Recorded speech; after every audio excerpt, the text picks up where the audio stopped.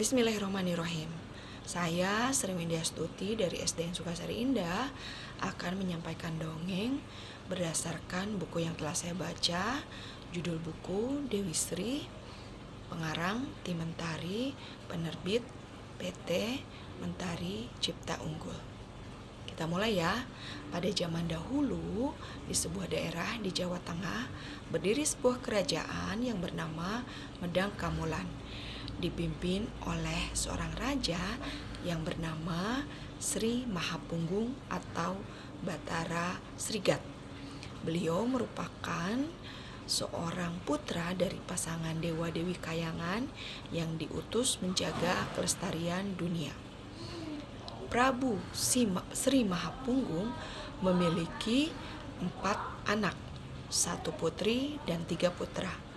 Anak sulungnya bernama Dewi Sri.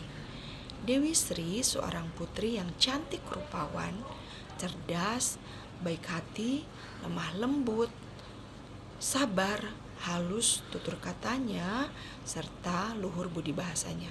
Sedangkan 3 putri lainnya adalah Sadana, Wandu, dan Oya. Dewi Sri sebagai Dewi Padi dan Sadana sebagai dewa hasil bumi seperti umbi-umbian, sayur-sayuran, dan buah-buahan. Kakak beradik ini tidak dapat dipisahkan. Suatu hari terlihat Sadana tengah berbincang dengan kedua orang tuanya. Terdengar Paduka Raja berkata, "Sadana putraku, ayah merasa sudah waktunya kamu menikah. Ayah sudah menyiapkan calon istrimu. Ia seorang putri yang bernama Dewi Panitra, cucu dari Eyang Pancaresi." Dengan tertunduk, Sadana berkata, "Ayahanda, hamba sepertinya tidak bisa memenuhi permintaanmu. Ayahanda mengetahui Ayunda Dewi Sri belum menikah. Hamba takut jika hamba mendahulunya menikah akan terjadi sesuatu di kemudian harinya." Namun ayahnya langsung menjawab, "Sadana putraku, tidak usah memikirkan kakakmu. Jika kamu menikah, aku akan menjadikanmu putra mahkota," bujuk Paduka Raja. Namun Sadana tetap pada pendiriannya. "Maafkan Sadana, ayahanda, tidak sepantasnya seorang adik mendahului kakaknya menikah," ujar Sadana.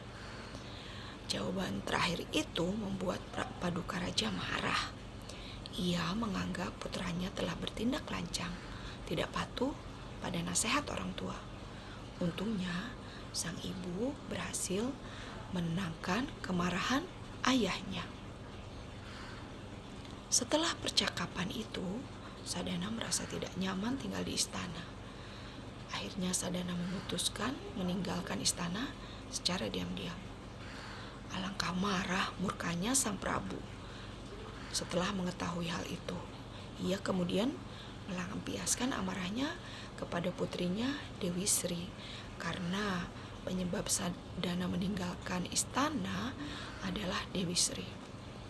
Tentunya prasangka ayahnya membuat hati Dewi Sri menjadi sedih, hingga akhirnya Dewi Sri pun memutuskan meninggalkan istana.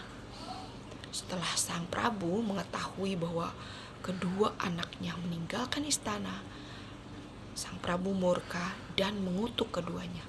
Dewi Sri menjadi ular sawah dan Sadana menjadi burung seriti. Bersamaan waktunya, pada satu ketika di dusun Wasutira, pasangan suami istri Kiai Briku dan Ken Sanggi sedang menunggu kelahiran anaknya.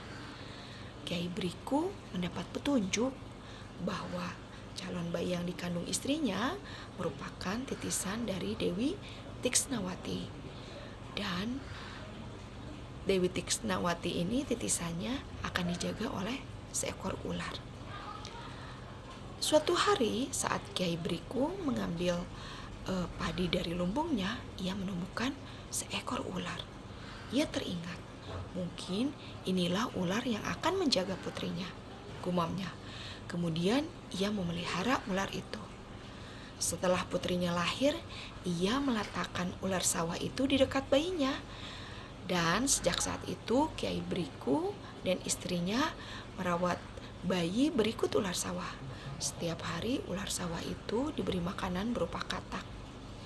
Pada suatu malam Kiai Briku bermimpi ular sawah itu meminta makanan bukan berupa katak, tapi meminta sesajen berupa sedah ayu, yaitu perlengkapan sesajen serta perlengkapannya bunga dan lampu.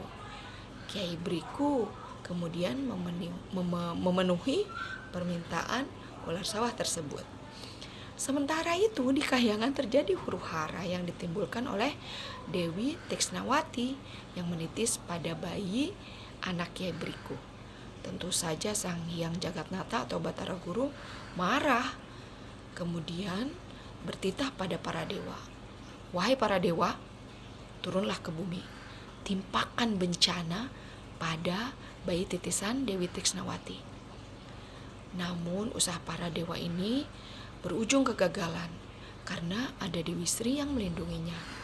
Mengetahui hal itu, akhirnya para dewa membujuk Dewi Sri untuk melepaskan perlindungan pada bayi titisan Dewi Tiksnawati. Wahai Dewi Sri, Batara Guru meminta kamu melepaskan perlindungan pada bayi titisan Dewi Tiksnawati. Kemudian kamu kembali ke kahyangan dan Batara Guru akan menjadikanmu seorang bidadari. Kemudian Dewi Sri menjawab, aku bersedia memenuhi permintaan Batara Guru, namun aku juga memiliki satu permintaan. Jawab Dewi Sri. Apakah itu? Tanya dewa. Aku memohon agar adikku Sadana yang dikutuk ayahanda dikembalikan pada wujud semula. Maka para dewa pun menyanggupinya.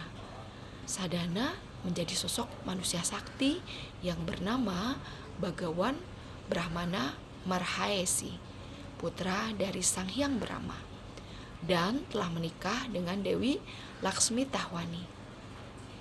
Hal ini disampaikan dewa kepada Dewi Sri. Tentu saja Dewi Sri merasa sangat senang, keinginannya telah terkabul. Wujud ular sawah pun berubah menjadi seorang sosok gadis yang cantik jelita, seorang putri. Saat Kiai Briku kembali, ia sangat kaget. Ternyata ular penunggu putrinya menjelma menjadi seorang putri yang cantik jelita. Kemudian Dewi Sri menceritakan perjalanan hidupnya. Kiai Briku pun akhirnya mengetahui bahwa Dewi Sri merupakan putri raja Sri Mahapunggung. Terima kasih Kiai Briku atas segala bantuannya. Kau sudah merawatku. Agar sandang dan panganmu tercukupi, jangan lupa memberikan sesajen di rumahmu, ujar Dewi Sri. Setelah itu Dewi Sri moksa dan menuju kahyangan. Sejak saat itulah penduduk menyimpan gambar ular sebagai jelmaan Dewi Sri yang telah memberikan kemakmuran dan kesuburan bagi kehidupan mereka. Orang-orang juga percaya jika ular masuk ke dalam rumah, itu pertanda sawahnya akan memberikan hasil yang melimpah. Terima kasih.